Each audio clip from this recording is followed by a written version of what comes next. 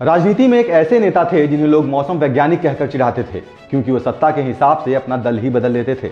लेकिन यही नेता बाद में दलित राजनीति के सबसे बुलंद आवाज बनकर निकले। नाम था रामविलास पासवान और ये है एपिसोड 2 ऑफ सियासत के 100 चेहरे। पढ़ाई में हमेशा आगे रहते थे और इतनी मेहनत की कि यूपीएससी की परीक्षा भी पास कर ली, लेकिन अफसर की कुर्सी छोड़कर उन्होंने राजनीति का रास्ता चुना।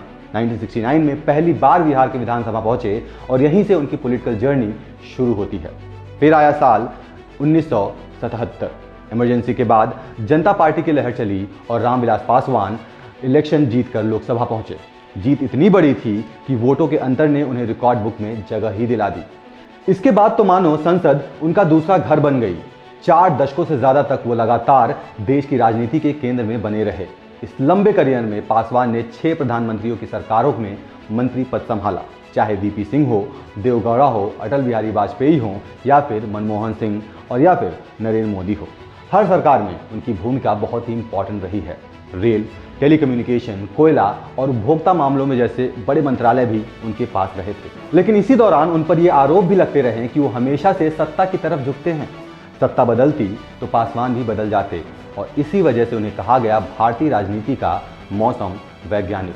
मगर पासवान का तर्क थोड़ा अलग था। उनका मानना था कि जनता की आवाज़ मजबूत तभी हो सकती है जब आप सत्ता से दूरी न बनाएं, और इसीलिए साल 2000 में उन्होंने अपनी पार्टी लोक जनशक्ति की स्थापना की। उनका मकसद साफ था, दलित और वंचित वर्ग का आवाज़ राष्ट्रीय स्तर पर पहुंचाना। बिहार में वो दलितों के सबसे बड़े नेता माने गए।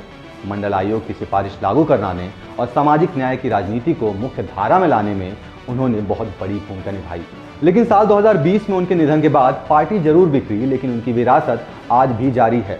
उनका बेटा चिराग पासवान उनकी राजनीति को आगे बढ़ा रहा है। सत्ता बदलती रही, सरकारें आती जाती रहीं, लेकिन रामविलास पासवान हमेशा सत्ता के केंद्र में रहे। लोग उन्हें सत्ता का खिलाड़ी कहते थे, लेकिन इतिहास उन्हें याद रखेगा दलितों की सबसे बुलंद और बड़ी आवाज के तौर पर।